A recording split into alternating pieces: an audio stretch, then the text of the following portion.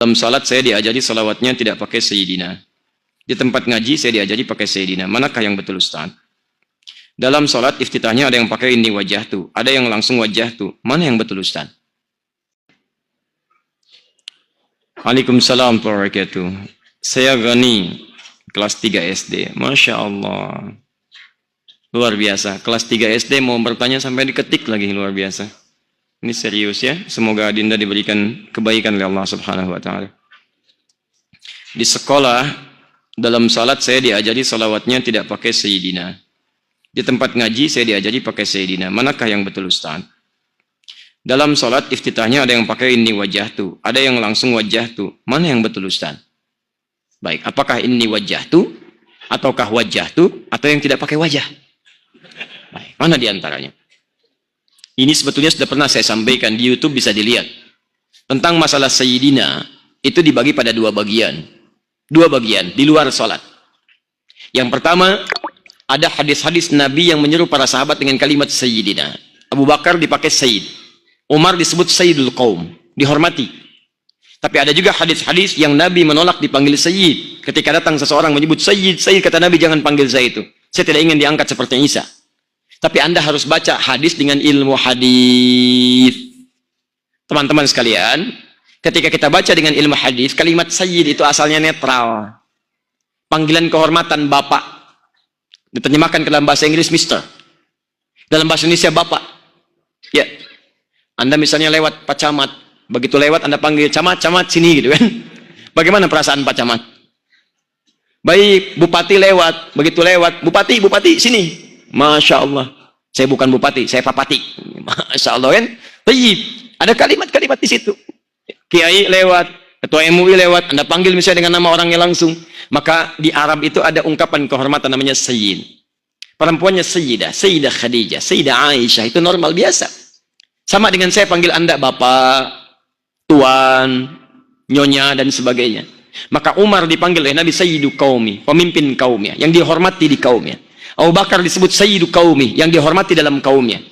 Baik, Nabi disebut Sayyidul Anbiya, Jumat disebut Sayyidul Ayyam, Sayyid. Nah, orang tadi, kenapa Nabi tidak berkenan dipanggil dengan Sayyid oleh orang tadi? Karena orang tadi berniat mengkultuskan Nabi. Ingin cari muka di hadapan Nabi.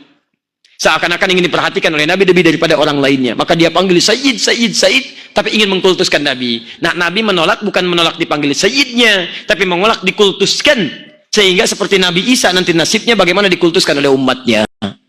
Jadi kalau Anda ingin memanggil kalimat Sayyid dalam konteks untuk kehormatan, itu nggak ada masalah. Saya tinggal di Mekah, bolak-balik juga ke Madinah, beberapa tempat yang lain. Orang Madinah, orang Mekah biasa. Allahumma sholli ala Sayyidina Muhammad. Itu biasa saja.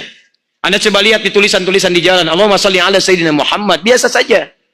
Ya, tapi kalau Anda ingin mengkultuskan dengan menggunakan kalimat Sayyid, itu yang dilarang. Sedangkan dalam sholat, kalau saya lebih pada pendapat tidak menggunakan kalimat Sayyid dalam sholat. Karena kalimat sholat itu dengan bacaan dan gerakannya diikut dan diikat oleh hadis Al-Bukhari nomor hadis 651. Sallu kama ra'aitumuni usolli. Sholatlah kalian seperti persis melihat saya sholat. Sedangkan dalam sholat kita diajarkan tahiyat dan sholawat tidak menggunakan Sayyidina. Allahumma sholli ala Muhammad. Maka saya pribadi mencukupkan pada kalimat Allahumma sholli ala Muhammad. Dan itu menurut saya lebih kuat. Karena sholat itu mengacu pada kaidah ikuti apa yang diajarkan oleh Nabi. Kalau di luar sholat itu muamalah masih ringan di situ, masih ringan, tidak ada dalil kuat yang mengikatnya. Ketentuan dalam usul fikih, jika ada yang khusus maka khusus ini takhsis kepada yang ta'mim, yang umum ditaksis oleh yang khusus. Dalam sholat tidak ada kalimat Sayyidina yang diajarkan oleh Nabi. Maka dari situlah saya lebih cenderung kepada kalimat Allahumma sholli ala Muhammad tanpa Sayyidina. Sepakat?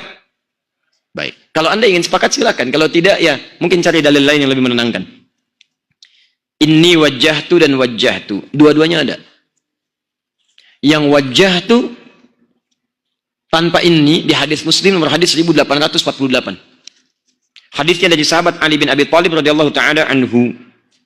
Yang pakai ini ada di Ibnu Majah nomor hadis 3221.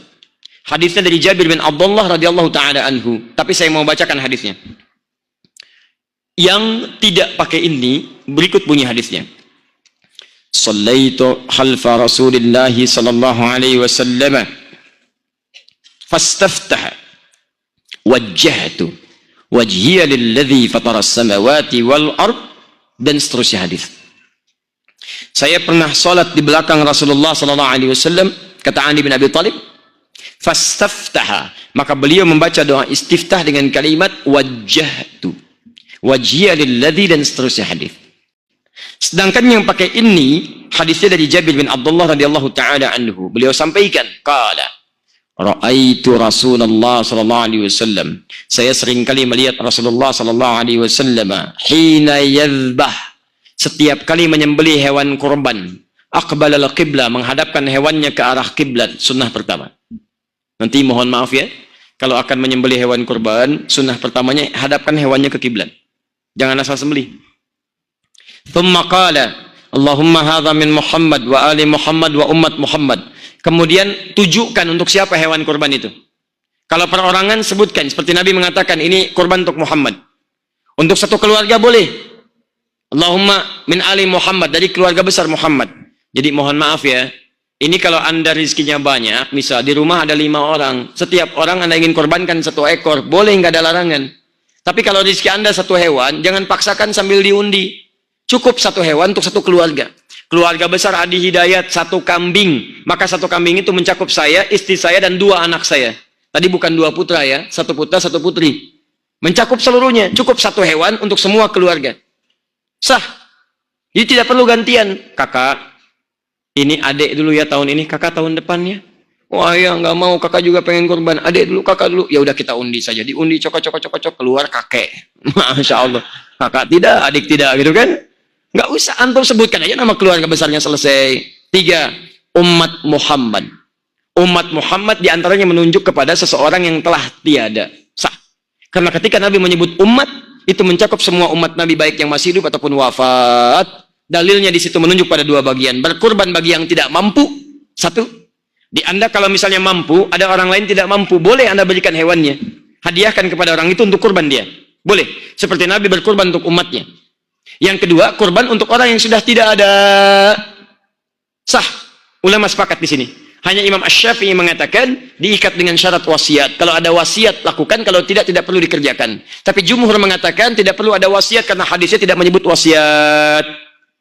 Sunnah yang selanjutnya, thumma qala bismillahi Allahu akbar. Sembelih ucapkan bismillahi Allahu akbar. Baru sembelih. Dan ingat ya, kalimat sembelihannya itu seketika. Idza dzabhtum fa ahsinudz dzibha. Ketika anda akan sembelih, baguskan sembelihan. Dzabha seketika. Jadi bukan menggorok berkali-kali. Ya, ditolong dipelajari ya. Di begitu akan sembelih seketika, set sekali, sudah. Supaya tidak membuat hewannya merasa kesakitan. Jadi bukan berkali-kali begini. Ya, coba dipelajari itu ya, cari urat yang baik. Jadi begitu, kemudian anda sembelih seketika. Makanya kata Nabi, jika anda ingin menyembelih, tajamkan pisaunya, asah.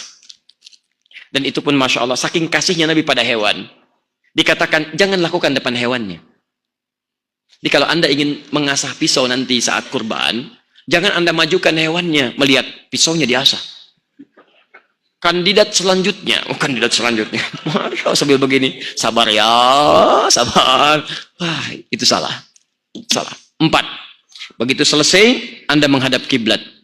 Lalu anda ucapkan, lihat kalimatnya, inni wajjahtu wajhiya lilladzi fataras samawati wal arda, dan seterusnya hadis. Sepanjang penelitian kami dari hadis-hadis yang ada dari sahih sampai dengan palsu, maaf, kalimat inni wajjahtu itu hanya disebutkan dalam 2 hal. 1 bagi yang selesai lontar jumrah menghadap ke kiblat, yang kedua bagi yang selesai menyembelih hewan kurban.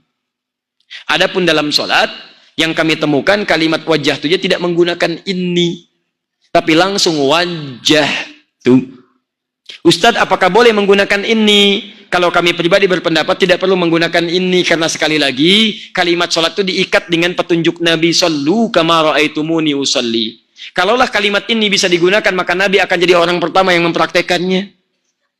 Kalimat ini dihadirkan karena kalimat Nabi Ibrahim pernah mengucapkan itu di Quran surah ke-6 ayat 76 sampai 80. Ketika beliau melihat matahari, melihat bulan, melihat bintang tidak menemukan Allah, maka beliau katakan inni wajjahtu. Tapi itu bukan dalam konteks sholat, dalam pencarian kepada Allah. Jelas ya? Maka kalau anda tanya mana yang paling kuat, saya pribadi berpendapat yang paling kuat yang tidak menggunakan ini.